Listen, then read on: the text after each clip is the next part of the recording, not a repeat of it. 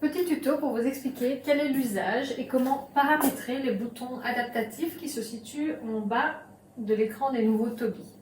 Vous avez de part et d'autre de la barrette de commande oculaire deux boutons.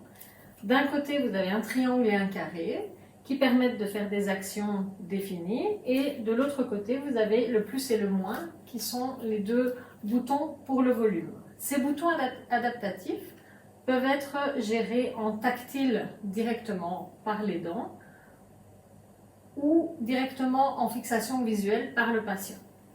Vous pouvez avoir des actions différentes en tactile qu'en fixation visuelle. Pour les paramétrages de la fixation visuelle, vous allez dans Communicator, Paramètres, Paramètres des boutons adaptatifs, et là, vous pouvez définir les actions que vous voulez en dessous du triangle et du carré, et également activer ou désactiver le réglage du volume.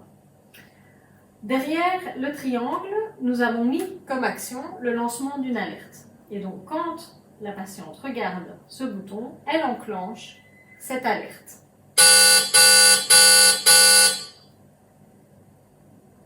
Derrière le bouton carré, nous avons mis activer et désactiver l'état du suivi. Lorsqu'elle regarde, elle a la fenêtre d'état du suivi qui apparaît. Les actions en tactile peuvent être différentes des actions en fixation visuelle, et ces paramètres se font au niveau du hardware setting qui se trouve sur le bureau du Tobii.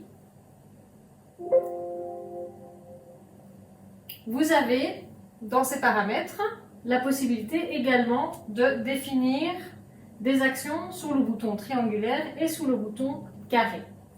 Sous le bouton triangulaire, nous avons mis l'activation de la fenêtre d'état de suivi qui permet à l'aidant de directement avoir un accès direct pour positionner correctement le Tobii.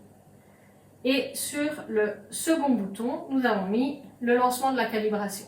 Ce qui permet à l'aidant, quand il vient placer correctement le Tobii, d'avoir des accès directs pour voir s'il a bien positionné son Tobii et lancer la calibration.